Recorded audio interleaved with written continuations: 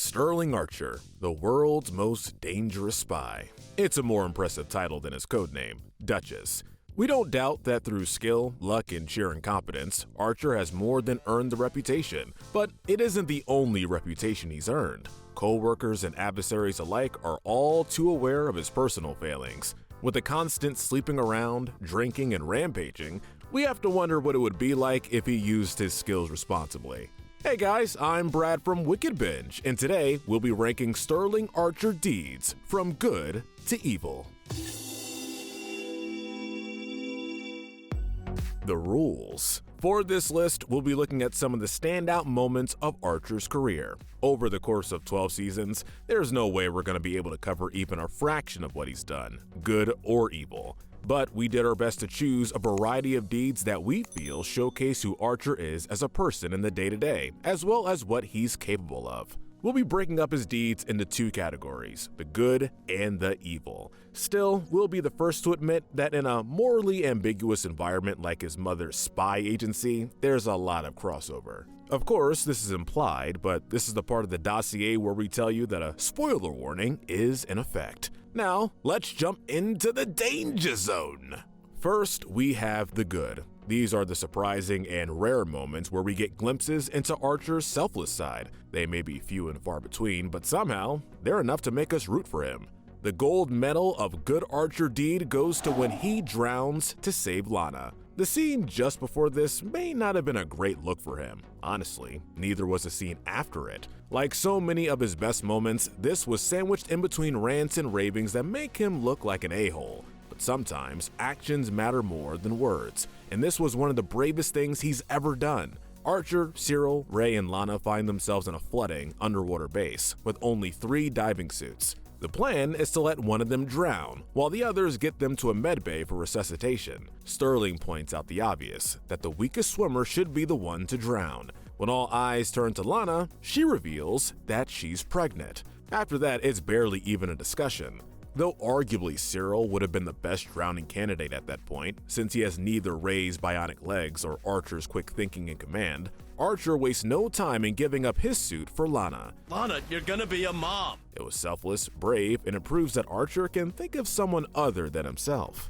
The silver medal of good is for when he reunites Kintaro with his family. Sato Kintaro is a soldier who was marooned on an island during World War II. Archer discovers him during a mission. To say that the two don't get along at first would be a huge understatement. Kintaro still believes that the two are at war with one another, ultimately forcing Sterling to take him prisoner. Kintaro tries to undermine Archer's mission and escape, rather than surrender to what he believes to be an enemy soldier.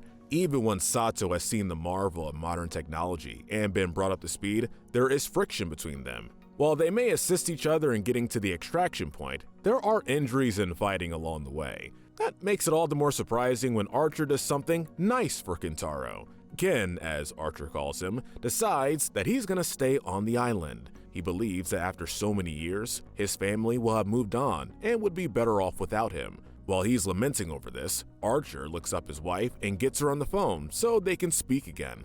This doesn't benefit Archer, but he takes pride in the mobile reunion.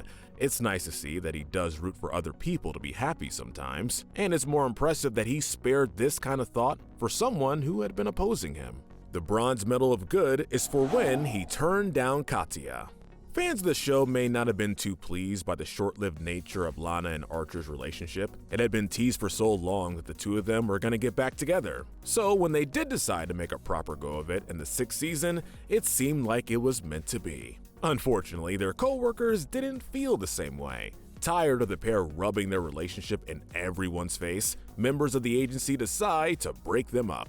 Krieger suggests that the easiest way to do this would be to get another woman involved who already has a strong psychological hold on Archer. Enter Katya, Archer's cyborg ex-fiancée. She may have left him at the altar for his nemesis Barry, but it's been well established that Sterling still has strong feelings for her. Not to mention that she's a beautiful woman who has found herself in the powerful position of running the KGB. He comes home to find her wearing nothing but lingerie in his apartment. Katya is forceful with him, getting him out of his clothes and onto the bed as he tries to turn her down. Even in a compromising position, he finds the strength to do it. He explains that things between him and Lana are great, and even though he cares for Katya still, he doesn't want to sleep around anymore. His resolve holds strong, and he isn't swayed by her body, her lacrosse appreciation, or the system upgrade that taught her to make cocktails. It sucks that this led to a fracture in his relationship with Lana anyway, because this was probably the first test of morality that Archer ever passed, even with the deck stacked against him. Next is when he offers to be Pam's date. Unsurprisingly, this whole situation starts with Archer being insensitive. He walks into the break room to get himself some coffee, only to find Pam crying. The scene drags on as he does his best to continue fixing up his coffee around her, while not addressing her sobs. He goes so far as to actually make her hold his cup and move her around. When his drink is complete and she still hasn't spoken to him, there's a moment where he thinks about leaving. He made it through the entire preparation process without engaging after all. Pam still hasn't spoken, he's gotten what he came for, but he still asks her what's wrong. She explains that she's going to be dateless to her sister Edie's wedding. This is difficult for her since Edie was mean to her growing up and stole her high school crush. And Archer offers to be her date. Screw it, I'll go. Really? What we really like about this moment is that Pam doesn't ask him for the favor.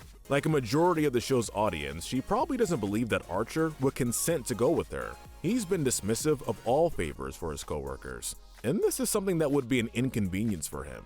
The fact that he's not only willing to go, but that he offers just to alleviate some of her suffering was surprising. It shows that he has matured, and that he has more regard for Pam's feelings than he used to.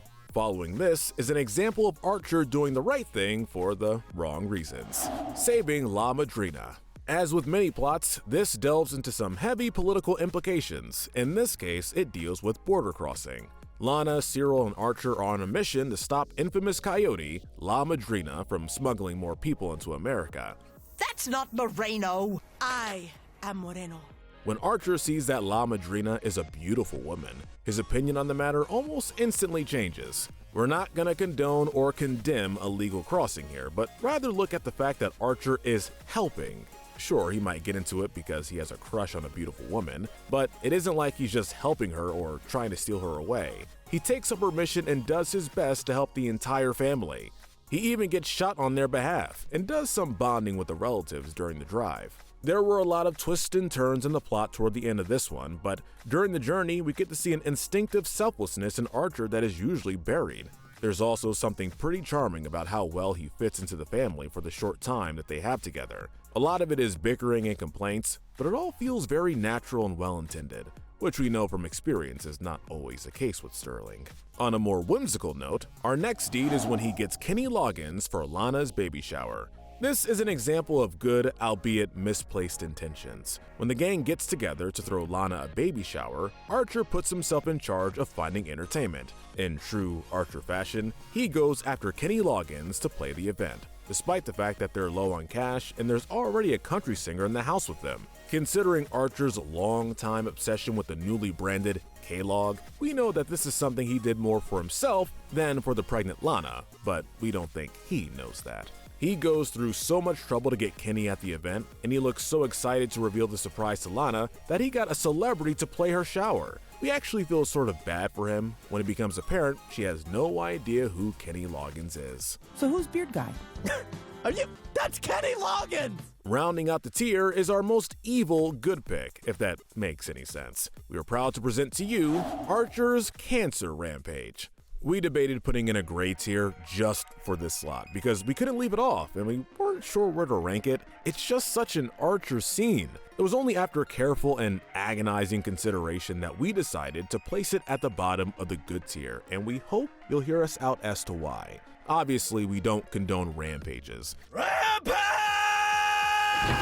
We especially don't condone Archer rampages because they're usually filled with over-the-top violence, murder, and in this case, not an insignificant amount of torture. This isn't the only extracurricular murder spree that Sterling has gone on during the course of the show, but it is the only one that we feel strongly he was doing for the right reasons. There's a real debate about how much intentions outweigh consequences, because while his actions were deplorable in this episode, we don't think Archer has ever had a better reason for doing something. His job has made him so desensitized to violence that shooting and killing doesn't always require a good reason in his mind. In this instance, we think he was pushed plenty far.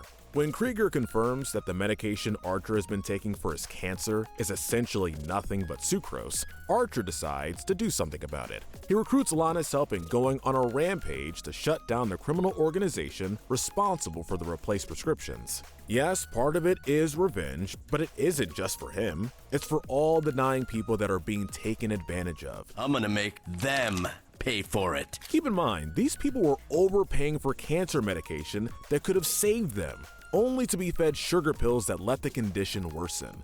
This is illustrated through Archer's connection to his friend Ruth, who actually died because of this illegal practice. It's so rare that Archer's heart is in the right place. This time around, it isn't just for himself or for his immediate loved ones who are often the focus of his selfless deeds. This time, his heart is in the right place for social injustice and genuine victims of a heinous crime. This made it so unique to his character that we just couldn't bring ourselves to call it evil.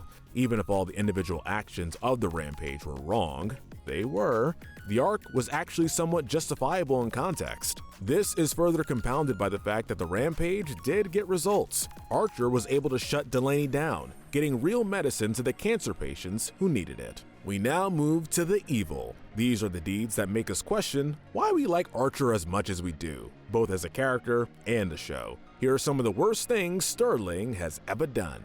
Kicking off the tier is throwing Woodhouse's clothes off the balcony. Seems like a weird step down from the murder, but this is the first action that is actually intended to be malicious, outside of a righteous vendetta.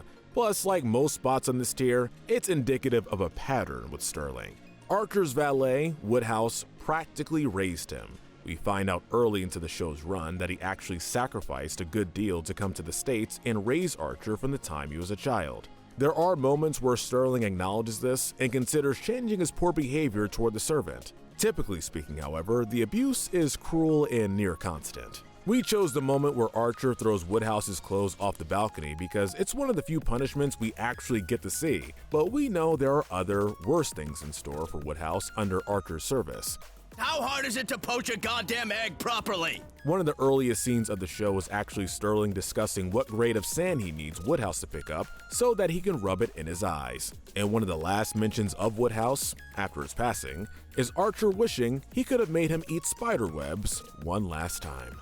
Following that is when he gives Cyril a stick gun. Again, this is just one moment, but it also symbolizes all the countless moments throughout the show where Archer mistreats Cyril. There are constant quips about Cyril's way of dressing, his lack of masculinity, his ineffectiveness. Some of it may be valid, like when it comes to Cyril's inability to hit anything while providing suppressing fire. A majority of it, however, is petty and, over the long term, damaging. There was actually an entire episode dedicated to this post-coma arc. During the 3 years that Archer was out of commission, Cyril became a successful agent and overcame a lot of his negative traits. I give the orders around here. Only, he started to revert to his former, self-doubting self when Sterling came back into the picture. It's sad to see, if not entirely surprising. One of the moments we think best indicates this is actually earlier in the series, however, back in Season 5. When the pair finds themselves stranded in the jungle with Ray, there just aren't enough weapons to go around. It's not just the fact that Archer gives Cyril a stick instead of a gun, it's the condescending way in which he does it, like he's humoring a child. The only limit is your imagination. No wonder Mr. Figgis has so many confidence issues. Our next evil deed is when he agreed to a threesome with Mr. and Mrs. Kane. Can you hear the air quotes around the word agreed? That's because, and we feel this should go without saying, Lana's parents were not trying to have a threesome with them. But just between us three, there's no reason to tell Lana. With Archer's very warped mind and unorthodox history, we can see why he felt they were coming on to him, but there were so many options to find out without being completely inappropriate. This one felt painful because we know how important it was to Lana that he make a good impression. She had been trying to get her parents to be more accepting of her decision to have a baby with Archer. His total misreading of the situation put strain on his already negative relationship with the Kanes. He does get an opportunity to redeem himself in the same episode, and is luckily still invited to the family reunion. But we wouldn't have been surprised if the Kanes didn't want to see him after this. It felt like a huge violation. And speaking of which, our next moment is when Archer steals Cyril's blood. This was one of Archer's dumbest moments in addition to being morally wrong. Trinette, one of the many women Sterling pays for sex, is suing him for child support. Archer, who claims loudly to have never used protection, believes completely that the baby is his. Just so you know, I've never worn a condom. Ever. But of course, he doesn't want to pay, meaning he needs to fudge the paternity test. This is as simple as replacing the DNA sample he provided before the test. He takes the blood he needs, unwittingly, from Cyril. Cyril at this point is a sex addict whom Archer had introduced previously to Trinette, so of course it backfires when he swaps the samples and the test turns out to be a match. There's a lot wrong, like faking the test, but also stealing that much blood from a coworker and the forceful means he takes to accomplish that task. Not the least of this is the fact that he doesn't take the time to explain to Cyril what happened, especially appalling since he now knows that Cyril has a son. And on the topic of Cyril's son, let us move on to our next deed. Archer tattoos baby Seamus. Despite knowing that the wee baby Seamus is not his son, Archer does try to develop a bond with him. Trinette thinks it's strange, but he's clearly looking for more of a purpose in his life, and it's well before AJ was born. He convinced Seamus' mother to let him take the baby out for the day. You can imagine her horror when they return with matching tattoos. For the rest of the series, you can see Archer's Seamus tattoo, which is actually kind of a sweet sentiment. What's less sweet, of course, is that the crying baby is permanently sporting an Archer tattoo. Aside from the pain of getting inked and the lack of ability to make a body-altering decision for themselves, there's a reason why babies can't get tattoos. As a human grows, their skin stretches and changes. The mark is going to be terribly deformed by the time the child is fully grown. On an even heavier note, Archer isn't really in Seamus' life much after that. Work takes him away, he has less interaction with Trinette, and the baby is all but forgotten. He'd practically be a teenager toward the end of the series, and we haven't seen any of that progression. The kid is now carrying around a weird tattoo of a man who really wasn't in his life. Of course, there's always the option to have the tattoo removed, but that's also a painful process, and we know Archer isn't paying for it. While we aren't going to say that tattooing babies is a pattern Sterling has in the show, thank goodness, this does speak to his narcissistic attitude. Especially in the early seasons, he left a huge mess for someone else to clean up over a plot thread that he eventually outgrew. Since we're already talking about Archer tattoos, we've got to bring up Dickie. The official deed for the list is actually when he doesn't let Woodhouse go to his brother Dickie's funeral. This parallels an earlier scene where Archer didn't let Woodhouse take his vacation, going instead to have a grand old time with the brother. This is actually when Archer comes back with his second tattoo, reading Dickie on his other shoulder. That was cruel to Woodhouse, but it was not as cruel as a passing mention that Archer also didn't grant him the time off he would have needed to go to Dickie's funeral. I didn't even let him go to his brother's funeral. Taking the bronze medal of evil is when Sterling archerizes the situation. The term Archerizing may not have been coined until season 6, when Sterling goes in half-cocked and makes complete chaos on a mission. I'm Archerizing this plan. But considering that's what Archer has been doing since the pilot, you could just as easily point to any mission from the series. He doesn't read dossiers, he doesn't listen to briefings, he spends most of his prep time being antagonistic to his coworkers and employers. It starts out with the ISIS agency, but continues into every line of work that they undertake following the CIA buyout as well. Aside from the fact that his behavior is consistently unprofessional, it also endangers the success of his missions and the lives of his coworkers. We can't even choose one example because it happens so many times, and he never learns anything. The silver medal of evil goes to when Archer shoots Cyril to draw attention from his affair. In Season 5, we see Archer have an affair with the wife of a foreign dictator. This is typical Sterling behavior and wouldn't make the list on its own, even if it really pissed off Lana. He's struggling to get some help in keeping the affair a secret, especially as the wife begins to blackmail him. When tensions rise between her and her husband, she's on the brink of confessing to the affair. Archer, who doesn't want to be the target of a powerful and impulsive dictator, is desperate to make a distraction. The distraction he chooses? Shooting Cyril in the chest. In his defense, he explains later that he only did it because Cyril always wears a bulletproof vest. What looked like shocking overkill was not as bad as it initially appeared to be. But Archer knows better than anyone how painful it is to get shot with a bulletproof vest on. Actually, he knows more about being shot without one. Shut up! That vest is bulletproof! But he's familiar with the mechanics of the vest to know how painful of an experience this would be. The fact that he so casually inflicts that on Cyril, just to keep his affair a secret for an extra few minutes, that is one of the most selfish things he's ever done. It's made even worse because Cyril could have used that vest. Archer points out later that the vest stopped working after they've been shot at, and Cyril wasn't wearing one for no reason. The group was in a war zone at the time. Unsurprisingly, war came to them shortly afterwards, meaning that the vest could have been very useful. And the gold medal for evil deed goes to joking about Brett. Again, just hear us out. His murderous rampage was on the good list, and now we're saying the worst thing he's ever done is laugh at someone? But in the morally gray world that Archer operates in, we actually think this is one of his most disturbing moments. Archer does a lot of bad things. We can't call all the killing murders exactly because he does have a license to kill. His operations make some of them legal, others necessary, and we'd say over half of them are actually in self-defense. So obviously we can't put every death on here as the worst thing he's ever done, especially not ones like in the cancer rampage, where he was trying to right a wrong. What we can do, however, is analyze his attitude regarding death, which isn't pretty. This is talked about in seasons 11 and 12. The agency has been operating during his 3-year coma under more professional rules, one of which being the minimization of lethal force. In Archer's defense, no one briefs him on this policy shift, but it does pretty much go out the window the second that he returns to work. Killing people for Sterling Archer is a convenience. There's a scene where Cyril is struggling to tie up one of the subdued guards who keeps escaping, and Archer points out that wouldn't be happening if he were dead. The loss of human life is just something that doesn't get under his skin. This is undoubtedly one of the worst aspects of his character. What makes him cool and collected in the field also makes him cold and uncaring as a human.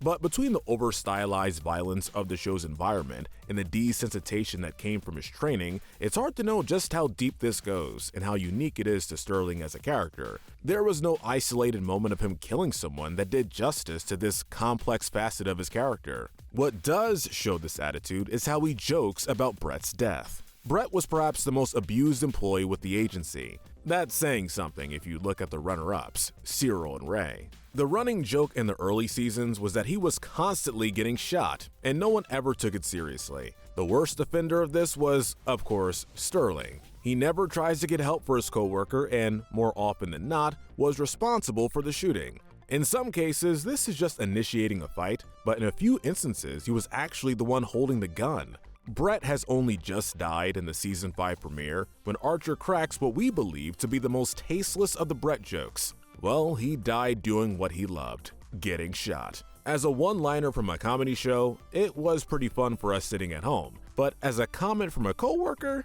that's gold, and it shows exactly how bad Archer's desensitization has gotten. There was no shortage of dead bodies around ISIS. And that's it, our list of Sterling Archer deeds from good to evil. What do you think was the most appalling thing Archer has ever done? And what about the best? Let us know in the comments down below, as well as what videos you'd like to see next. Don't forget to like and subscribe while you're down there. And as always, stay wicked.